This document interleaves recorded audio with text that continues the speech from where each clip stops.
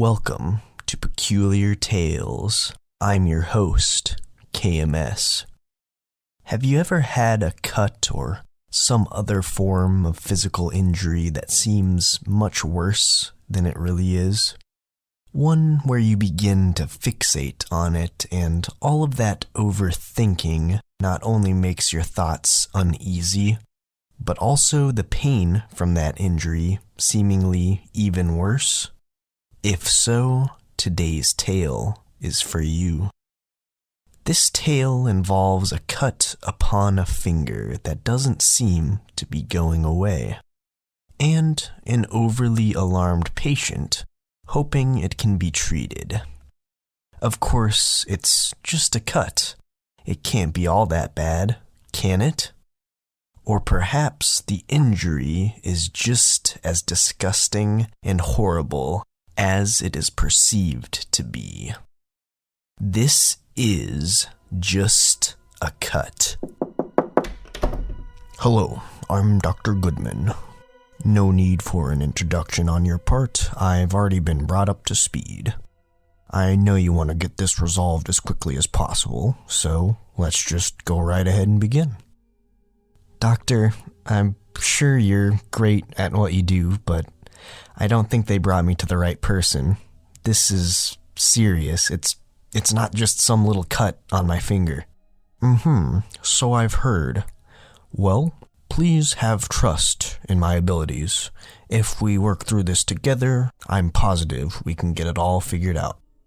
You just don't get it, though. No one does. I don't want to look at it again, but I will, just so you can see it. Hold on. We'll get to looking at it later. I know it's hard, but take a few breaths, try to calm down, and let's just start from the beginning. How exactly did this happen? That's just it. I really don't know. I just want it fixed, but who do I even go to? No one has even seen something like this before. Is anyone even going to know what to do at all? Please just try to calm down. We need to work our way through this one step at a time. I understand you don't know why or how this happened, but I need the story. Everything you can tell me. How about let's start with once it became a noticeable issue? Okay, fine. I don't even know how I got the cut. I just noticed it one day. It started out small, a minor cut on my index finger, right on the crease where the first joint in it bends. It felt like a paper cut, more or less, that stinging, sharp kind of feeling, but more noticeable because it would hurt anytime I moved my finger. I didn't think much of it. I mean, really, who would? I just made sure it was clean, tried to bend it as little as possible, the usual stuff. I figured after a couple of days it would just start to heal and eventually go away, but instead it got worse. The pain started getting more and more intense, and the area around the cut got red and swollen. Then it started to occasionally leak this clear liquid. I figured it was pus or something like that, but I'd never seen it that thin and clear. It was almost like it was water. This sounds gross, but I put it against my tongue out of curiosity, and whatever it was salty. I still thought it would go away on its own, so again I let it go on for a few more days, but started to notice the cut seemed to be growing deeper. Multiple times I planned on pulling the tip of my finger back, sort of to open the cut up just to see exactly how deep it actually was. It hurt so bad to even touch it, and for some reason I had this irrational fear that I'd pull it back to see that it went all the way to the bone. So I never followed through. That is until the day I was at the doctor's office for it. That's when I discovered it was more horrible, more disgusting, more completely, utterly terrifying than what I could ever imagine it to be. Because the cut was getting worse, I finally decided to go into a doctor. I was kind of afraid that the tip of my finger was just going to fall right off, but I was even more afraid of the medical bill I'd receive if I went into urgent care. So I called my primary care and asked if they could squeeze me in. They said it would be tight, but if I came in right away, they could try getting me in between appointments. So that's how I ended up in the waiting room of my doctor's office where the whole ordeal occurred. It's a pretty vivid memory. Not sure if it's because the horror of it all is scarred into my brain or because it keeps repeating over and over again in my head. Probably a bit of both. It's a small office. There were only a few other patients there, but for my doctor, that was busy. So I was stuck waiting for my turn. My phone had no signal, and of course, as luck would have it, their guest Wi-Fi network was down. So I was left with the choice of my thoughts, reality TV on the monitor across from me, or incredibly outdated magazines. Some so old the pages were beginning to yellow and shrivel. I looked around the waiting room, taking in the sights. An older man, buried in a massive coat, leaned forward, incredibly invested in the reality show being played, chuckling softly to himself, his mouth occasionally drooping open in deep concentration. A young mother watched her child as he played with the toy blocks in the corner of the room, along with that one toy that everyone's played with before but doesn't really know what to call it. You know the one I'm talking about, with the pieces you can slide along the looping, careening metal frame, pretending it's a roller coaster or something like that. He'd get excited on occasion and begin to speak a little too loudly until she shushed him. Then, lastly, there was a more middle-aged, business-looking woman, her eyes immersed in her lap where her phone lay. She obviously had a signal, unlike me, or somehow managed to get the Wi-Fi to work. Lucky her. Me, though, I had nothing to do, so my mind began to wander, and of course it wandered to what was naturally the first thing on it, my cut. I had a bandage wrapped around it at the time just to keep anything from getting in it. I had tried some antibiotic cream along with the bandage prior, but it seemed to make it even worse. It stung and itched more than ever, and there seemed to be a lot more of the clear liquid coming out of the cut, too. It was enough to where the bandage eventually just got too wet and fell off, so I resorted to just a dry bandage by itself. With the bandage over top of the cut, I could only imagine what it looked like, and by the way it felt, I figured it was looking much worse. I tend to overthink things, make myself overly anxious and concerned about the minor stuff. So even though I knew at that point the cut wasn't minor, I still did think I was over-exaggerating. So rather than imagining how bad the cut was getting, I decided just to take a look at it. So slowly, with pain and hesitation for what was going to be revealed, I peeled back the bandage. I'm pretty sure I actually let out a bit of a gasp, albeit a soft one, and it felt like my heart fell out of my body and into the chair beneath me. I felt lightheaded, my stomach was churning.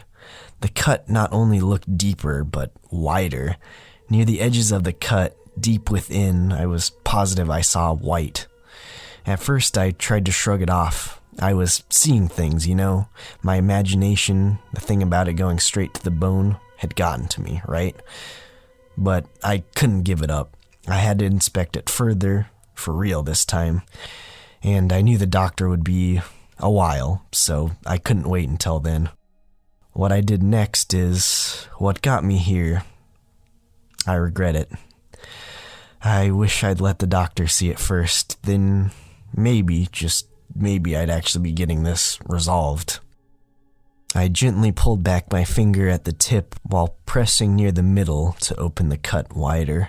I hesitated quite a few times. The pain was an intense combination of burning and itching. I took in a deep breath, collected myself, and opened the cut fully.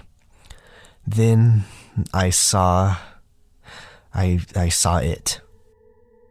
All the air I'd taken in with that last breath released in a scream I'm sure sounded as horrifying as what I was seeing. Then I lost consciousness. The rest is a daze. I remember speaking with the doctor as I came to, telling them what had happened. them not believing me, saying there was nothing to be afraid of, but I argued because it was there. It's still there, right now, right here. And what is it? You already know, Dr. Goodman. I've heard and read it in the reports, but I'd prefer to hear it from you firsthand, if you'd please oblige. Okay. The moment I pushed the cut open, inside was, well, an eye, a human eye. At least one that looked human, looking right back at me. And what makes you so sure it was an eye that you saw? Seriously? Come on. Even though it was just a few moments before I fainted, I remember every detail about that terrible sight. Its pupil shrunk as it was exposed to the harsh light inside the office. Tears puddled in the bottom corners of the cut before dripping out, and it had a small webbing of red veins through the white, probably irritated from all of my meddling. Interesting. Very interesting. Now, I'll start with saying I believe what you saw. I do, and we're going to work through this. We just need to figure out what in your mind caused you to see it, get to the source, and then we can get rid of it. Doctor, it's not in my mind, it's real. Why else would I have this bandage wrapped around my finger exactly where the eye is? No one said you didn't have a cut, but it's only a minor one that got infected. Initially, we thought the infection had grown so serious that it caused you delirium, but the infection was only minor, and with the strong dosage of antibiotics you've been on, along with the attentive care the nurses have provided to keep that cut clean and healthy, it's practically gone, and you're still having these visions. Practically gone? How long have I been here? Nearly a week. Ample time for that wound to heal. The only reason you still have that bandage on is because of what we need to get resolved next. So now that we've gone over the reality of the situation from your side and my side, let's give it another day and see if you're prepared to discuss it further tomorrow. Hold on, I'm not sure it's a smart move to remove the bandage just yet. Let's give it one more day. I just don't think you're quite ready yet. No, I have to show you the truth, and I hope it scares you to death. As you please. There's about a 50-50 chance here. Either this will be greatly beneficial or greatly detrimental. But no matter, we'll work through this together. Go ahead. But... Go on, tell me what you see, what's going through your head right now. There's nothing there, well, some redness where the cut was, but... I swear, Doctor, it was there, and what if it's just hiding? What if it doesn't want to be seen by anyone else but me? What if it comes back out? What is it, and why me? What does it want? What will happen to me? Doctor, please believe me. Please. Deep breaths. Try to relax. I know it's hard to believe, but there is nothing there. There never was besides a small cut. Something is going on in your head, making you think that you saw something else. And I'm here to help you discover what. And then we can get this fixed. But at least now you know. No, it was real. It had to be real. It just had to. Can I see your notepad and your pen just for a moment? I want to draw it, show you what I saw. Okay. It may be helpful to you. Just try to remember, it's not what you saw, but what your mind showed you. Here. No, wait, stop. Drop that pin this instant. Scared it.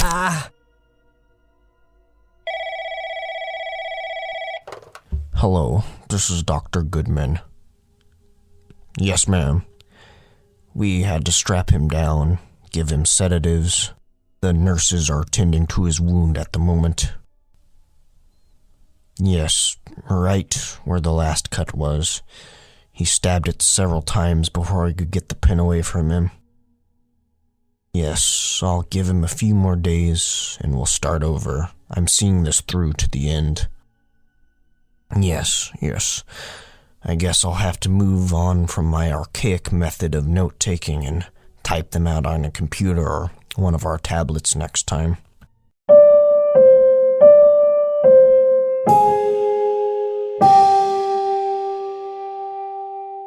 That was just a cut, and this is Peculiar Tales.